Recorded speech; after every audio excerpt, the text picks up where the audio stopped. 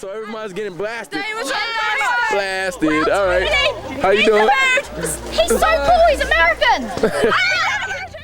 So there I was in the summer of 2002, an 18-year-old black Haitian-American kid filming the wealthy streets of Wimbledon in London, England.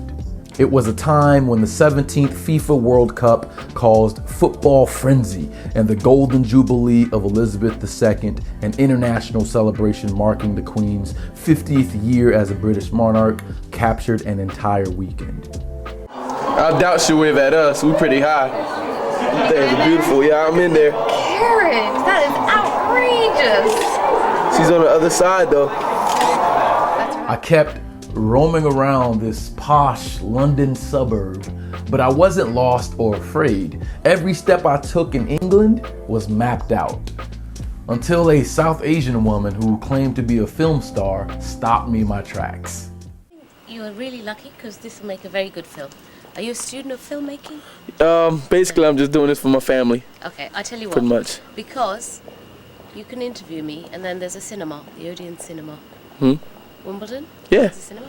You go there and I'm on the poster. Oh man. Or Bend It Like Beckham. Okay. And I play the mother. So if you're going to catch a movie in London, I will catch a movie. go and see Bend It Like Beckham. Okay. I play the mother. True. You'll even see these sunglasses in it. You could tell by my nonchalant response that I had never heard of the classic sports film because it was released in the United States the following year in 2003. At that moment, I knew that chance encounter was special, just a great clip from my archives. So I immediately interviewed her daughter, Nyla. Would you like to become an actress? Yes. Think you're gonna be as good as your mom? No. Why is that? You don't have confidence? I do have confidence. So she's probably gonna give you the same advice that she gave herself to become a wonderful actress and a beautiful one as well. Thank you. I will. Bye. Yep, Nyla is now a writer and actor. I sent them that video clip via Twitter in 2018, some 16 years later. Imagine a stranger hitting up your DMs like, hey, I got a video clip of you as a child on the streets of London talking about your future life. Let me briefly summarize the movie Bend It Like Beckham before I show you what happened after my chance encounter with Shaheen Khan and her daughter Nyla.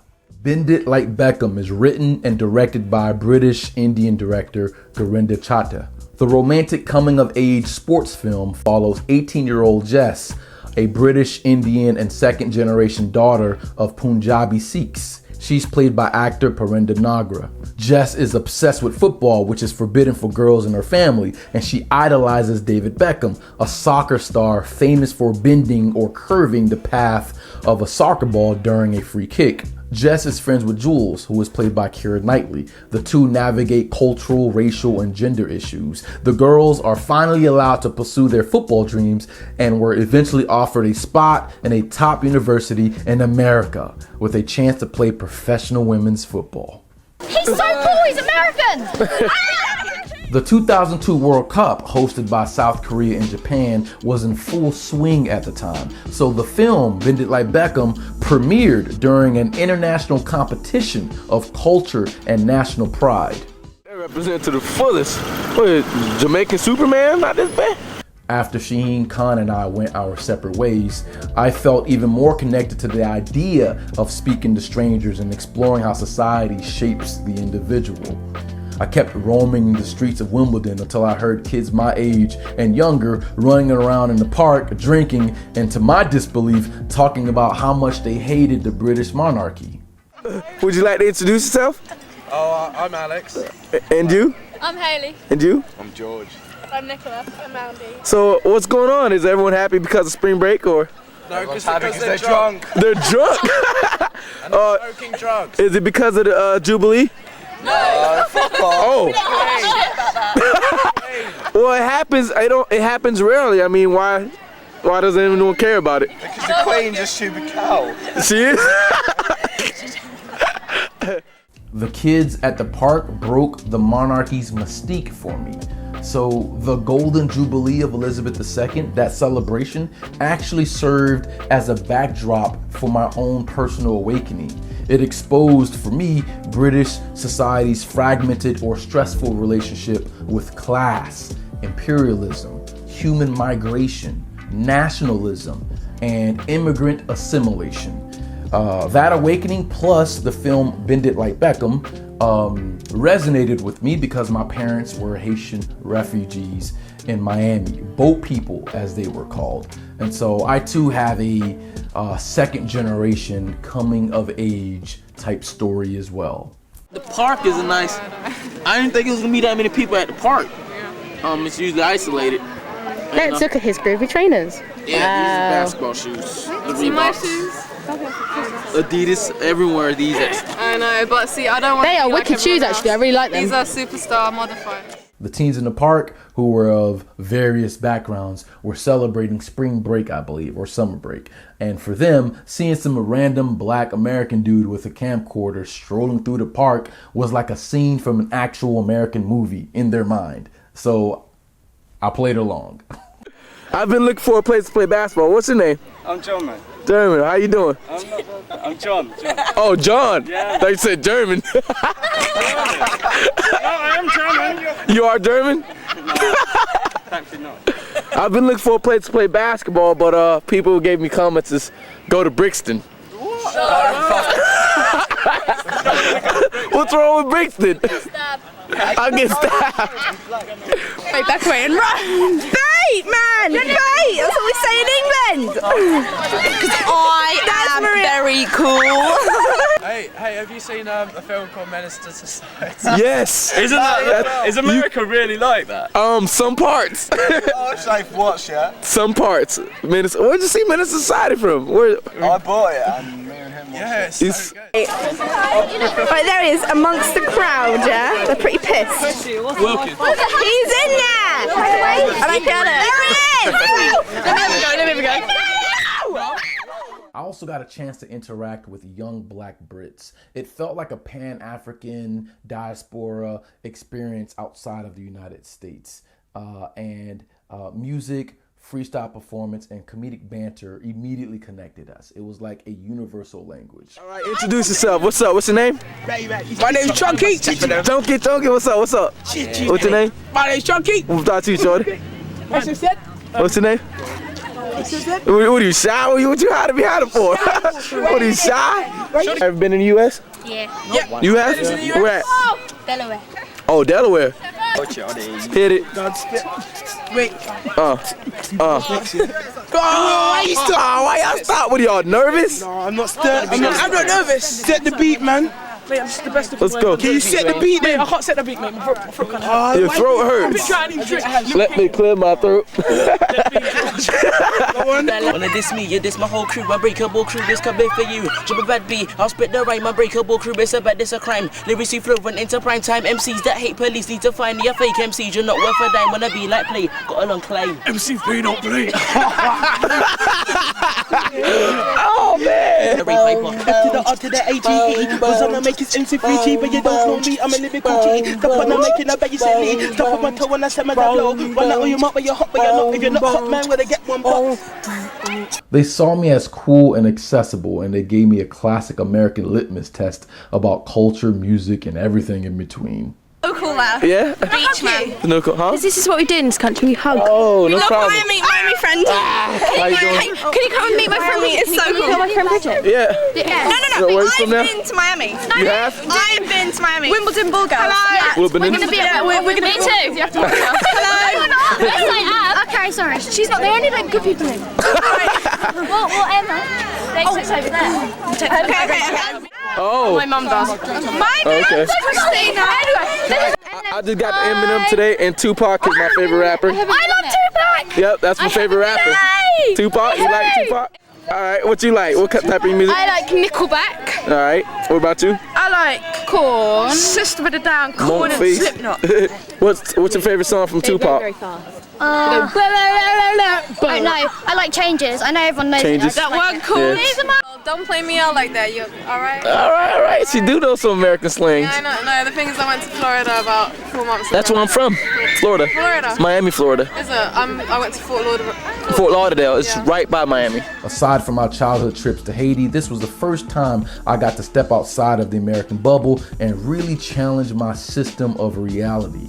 All of the kids in the park treated me extremely well, and they all had this classic British humor, this dark satire, dark wit, and it was easy for me to assimilate momentarily because I was actively listening to their body language and their style of speak, not necessarily mimicking it, but participating in that style of language. And so even though they saw me as an American novelty, they still brought me into the group, and I felt very accepted. So it was cool. I liked it a lot. So you're probably wondering by now, why the hell was I in London in 2002 in the first place? This is Wilkine being very, very cold. I think he's ready for some Florida sunshine. Well, my big bro, Frank Bobo, who was my mentor preparing me for college, was living in London with his wife, Ashley. My plane ticket to England was a generous high school graduation gift from a lifelong friend who noticed I couldn't put the damn pen and camera down and couldn't control my wanderlust. Go ahead and say it now. If it's not Scottish, it's crap. This is We're in a restaurant, very fancy Indian restaurant. This is some spicy stuff. Frank's talking trash. Litter, like always. Wilkine is gonna have some sweet and sour apples. Go ahead and videotape that. You're talking trash again.